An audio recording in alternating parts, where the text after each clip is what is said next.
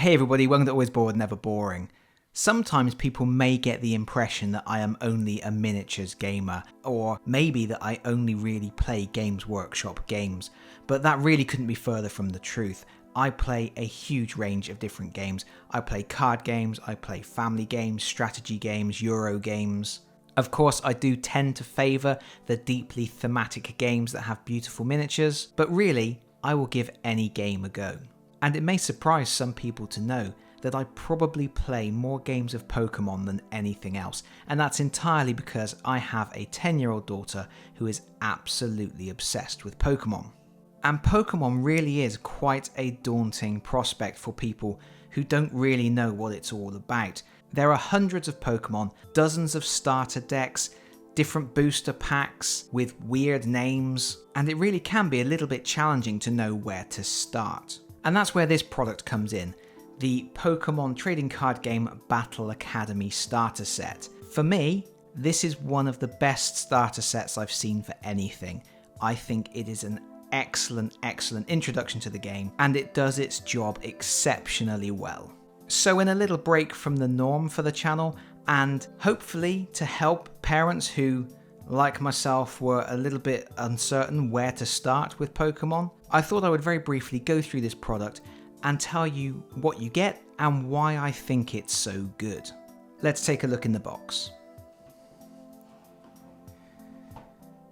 When my daughter opened the box, this was the first thing I saw, and something that I was really pleased that they included. Normally, if you purchase a Pokemon starter deck, you get a paper playmat, but they actually included in this box a proper mounted board to play on instead. So you have a really nice surface for you and your opponent to play across. And you can see everything is marked out there, so you have everything you need in front of you. Down here they have the area marked out for the prize cards, the spaces for the bench, the discard pile, your deck, and of course your active spot in the middle. And they've included lots of other useful information for brand new players. You have a list here of what you can do on your turn. On the active spot, they have arrows pointing out to the name, hit points, attack damage, and attack cost. So when you place a card over that active spot, you have little arrows pointing to the bits on the card you need to know about. And then beneath each space, they have little reminders of what each section of the board does and what should be there. It's really nicely laid out, and because it's a board rather than a paper mat, it's a nice flat level surface. So even if you've been playing for a while and you no longer need all the little areas marked out in front of you, and you don't need that reminder of what to do on your turn, this is still a nice surface to play across. I think this was a really good addition to this set. Next up, you get 3 rulebooks. And having 3 rulebooks may seem like overkill, but this is actually part of what makes this starter set so good and such a solid introduction to the game. Because the 3 rulebooks work in conjunction with 3 decks that are included in the box. And the idea is, when you first open this box, you are only supposed to use the Pikachu deck and the Charizard deck, and there is a rulebook that goes with the Pikachu deck, and there is a rulebook that goes with the Charizard deck. So you take whichever deck you prefer, you give your opponent the other deck, and you take the rulebook associated with using that deck. And these rulebooks will step you through the entire process of how to play the game. That's how this set teaches you to play. And I'll talk a little bit more about that in a moment when we look at those decks. The third rulebook, this one here, has Mewtwo on the front and is called the Advanced Rulebook, and this is the full rules. This is the rulebook you will be using once you are familiar with how you play. And that of course is also the point when you can start using the slightly more advanced Mewtwo deck that is also included. Of course you get a sheet of tokens. These are really thin and not very good, but they're perfectly adequate for starting with. You get your hit point tokens, and then you get 2 GX tokens. The reason they've included GX tokens is because each of the 3 decks in the box has a single GX version of one of the Pokemon. Personally, we don't use those counters. We've picked up some hit point dice, which we use for tracking our hit points. And of course we have some of these nice thick acrylic tokens. But these are not included in the box, we picked them up separately. The next thing is going to appeal to collectors. You get a massive shiny coin with all 3 of the characters that feature in the set included on it. Here you can see it compared to the regular size coins that you can get. And of course you use these in game to flip the heads and tails results for special abilities. And then finally you get your 3 decks. And as I mentioned before, you are supposed to start with the Pikachu deck and the Charizard deck. You leave the Mewtwo deck in the box for now. And I will very briefly flick through these decks in a moment so you can see exactly what the composition is. I'm not going to go through every single card and say what they do and why they're included in the deck, but I will just do a quick flick through so that anybody who is interested in the composition of the decks can see that. The main thing I'm interested in talking about is how these decks teach you the game. Let's take a look at the Pikachu deck. Here he is looking super cute. And you will notice in the bottom right corner of the card, there's a little Pikachu symbol and a number. And this has 2 purposes. First of all, if later on you start building your own decks and you combine these cards with booster packs, those symbols allow you to sort the cards back out and recompile the original introductory decks if you want to. The second reason is the cards are numbered in the sequence you're supposed to play them in your first game. They're actually arranged in the deck, numbered 1 to 60, and the rulebook tells you not to shuffle your deck. You take it out of the box, you put it face down as your starting deck, and then you follow through the rulebook, and it tells you exactly how to set up the play area. And because the cards are in a specific order, your starting hand will be exactly what it expects you to have. And that way, it can tell you what to do on your first turn, and it will be able to tell you what to do on your second turn, and it will step you through the process of your first game. Of course, once you have done that, you can shuffle them up and play another game with a random distribution in your hand. But if at any point you go wrong, if at any point you think to yourself, I need to go back and play that introductory game again, you can simply order the cards in the deck from 1 to 60 and start following through the steps in those introductory rulebooks again. It's a really neat, clever way of stepping you through what can be quite a daunting game to get into when you first start playing. There's a lot of little rules that you need to get to grips with, and this is just a really neat way of doing it. Even the way the 2 rulebooks work, it will say, you will go first, do this, and then it will say, now your opponent takes a turn, and in the other rulebook it will say, it's now your turn, and it will step you through the process, and then it will say, now it's the other player's turn, get them to read page 7 of their rulebook, and you keep going backwards and forwards between the 2 rulebooks, playing out your first game. So before we go any further, I'm just going to very, very quickly flip through this deck, and you can see exactly what you get in there. We have, of course, Pikachu, and you get 1, 2, 3, 4 of those. You get the Alolan Raichu to evolve him into, and you get 2 of those. And then you get the Raichu GX version, which is all super shiny. There is Blitzel. I think Blitzel seems to turn up in Pikachu starter decks. Zebstrika. 2 of those. Electabuzz. I'm a big fan of Electabuzz. You get 1, 2, 3 of those. And then Electivire. And I'm probably mangling all of the Pokemon names, but that's just the way it is. There is a Taurus. 1, 2 of those. And then an awesome Chansey. 1, 2 of those. That's all of your Pokemon in this deck, and then we have trainers, we have supporters. How? 1, 2, 3, 4. That makes sense to have a load of those. They are your draw 3 cards ones. They're the ones that allow you to keep your hand refilled. Always useful. Bug Catcher. 1, 2, 3, and 4. Good old Cynthia. 1, 2, 3, and a single Pokemon fan club. And then we're on to items. Great Ball. 1, 2, 3, 4. As I said before, I'm blitzing through these. Feel free to pause if you want to read any of these cards.